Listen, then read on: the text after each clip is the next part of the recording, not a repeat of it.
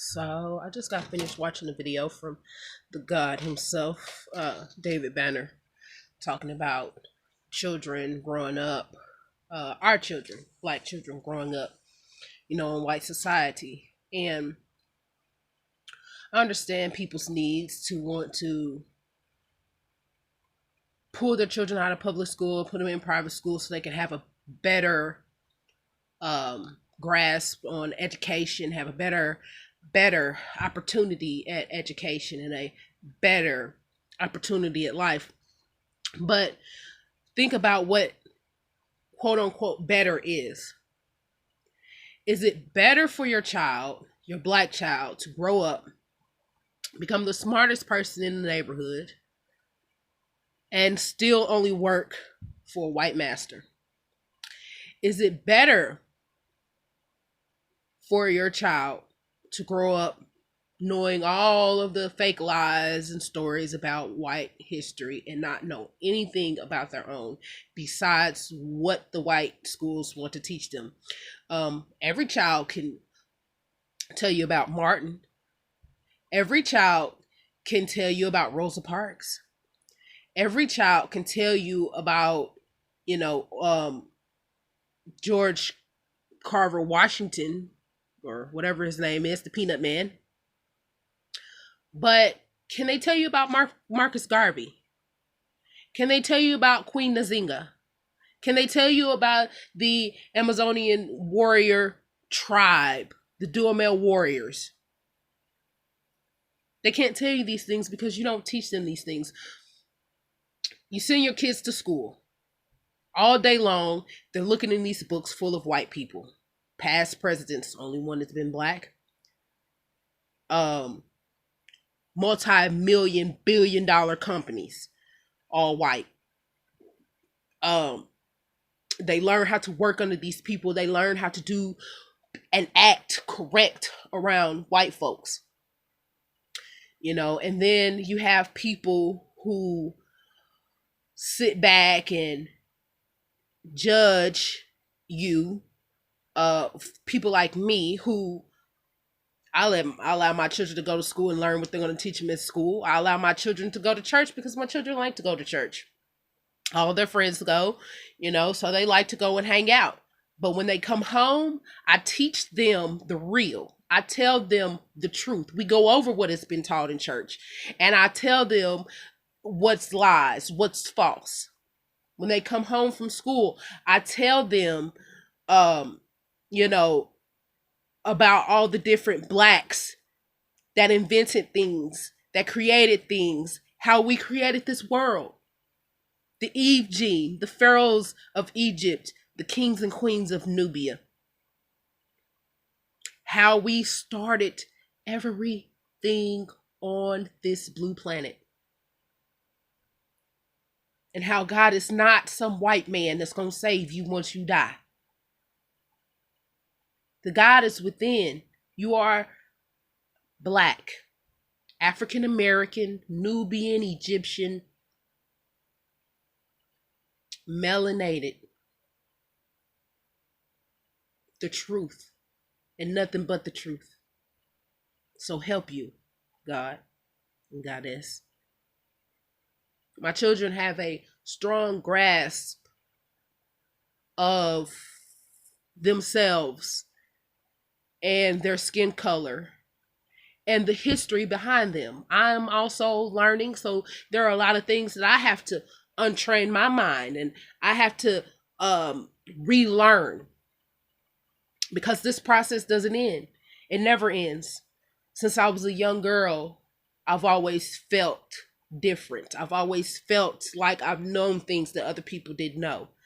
I've always been the child that my mom has to warn her white friends about, being told to behave when they come around and don't be so black around my white friends, but I am black. How am I not supposed to be so black when that is exactly what I am? I'm black. From the 9 ether curls in my hair to the 666 in my skin.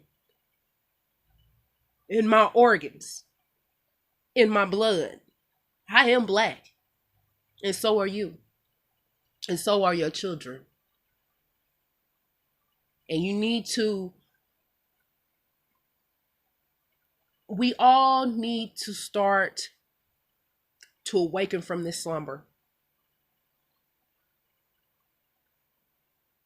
Before slavery, we knew our history. After slavery, some still knew. Most did not. Once we lost our language, our names, our ethnic identities, we became lost. We became lost souls who are running around like chickens with our heads cut off. After slavery, we have the Reconstruction era, which we showed our brilliance. We showed how magnificent we are. Because out of slavery came politicians and businesses and black owned everything. Jim Crow shut us down again. With Martin, we thought that we were finally arriving, but we had already arrived. They had already stolen us. They had already stolen our identities. They had already stolen who we are, our blues, our rhythm. They stole it already. But we looked up to Martin and we thought he was leading us into a better way. Those who were around at that time, they followed Martin, and they looked at the ones who followed Martin looked at Malcolm as a demon. You know, this militant, he's too black. He's too much. He's doing too much. He needs to sit down, put his hands up, march for peace. Now, don't get me wrong. Martin Luther King was an amazing, gifted man, a king, and a god. He was awesome. I agree. There was a lot of things that he pulled out for us, you know, that without him there would have never happened. But I find myself at 34 years, and even before now, I found myself pulling more towards Malcolm. Being militant, because I see the marches and I see the peaceful protests and the hands up and the please don't shoot and we can't breathe. And I've seen all of these, and to no good have they gotten us. No good. And I see the only way is to be militant. As Marcus Garvey. Be militant as a Malcolm X. Be militant as a Toussaint Louverture. Probably didn't pronounce that right, but you get what I'm getting to. You get where I'm drifting to. True freedom only came for us when we showed our natural black asses. When we were not trying to sit at the table with the whites. When we were not trying to shop at the same stores as them. When we had our own and we supported our own and we thought with the melanin that is in our brains, when we fought back and did not lay down peacefully. I'm a fighter. I'm a rebel. Have been since birth. And in all my 34 young years on this blue planet, the one thing that I have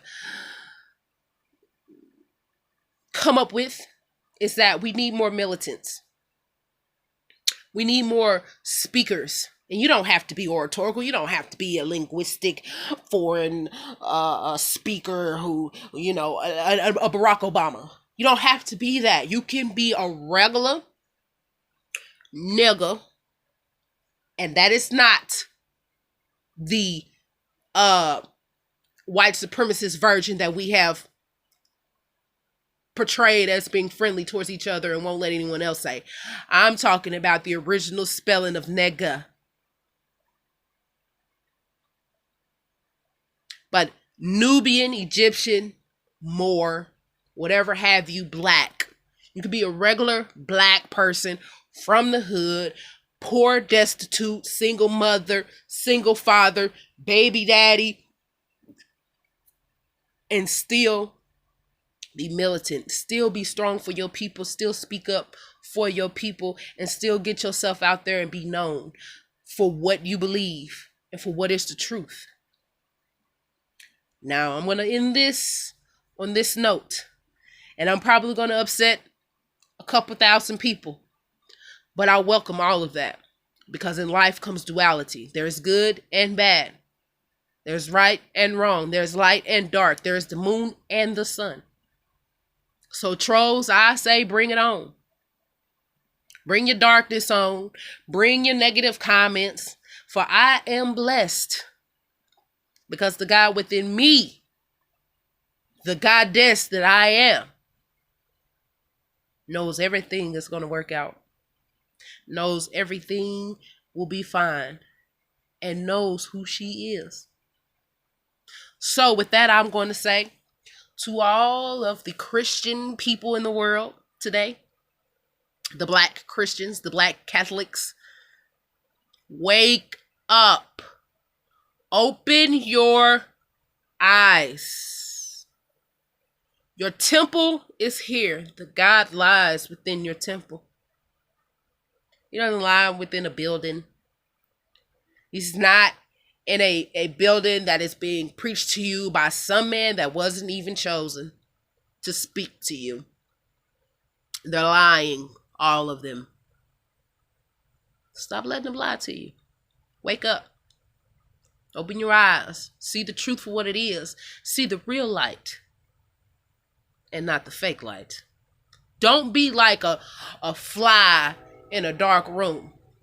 See, if you ever notice, if you have a TV on or a lamp and the rest of the room is dark, the fly thinks that lamp or that TV is the moonlight.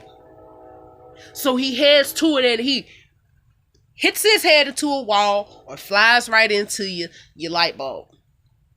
But he keeps going over and over again. Insanity. That's what Christianity is. It's insanity. Because you're thinking that is the moonlight, that is the sunlight, and that ain't nothing but a damn lamp. You ain't even outside. Stop running your head into that light bulb and evolve. Become who you are. For it said, I am. And you are too. Blessed be. Peace.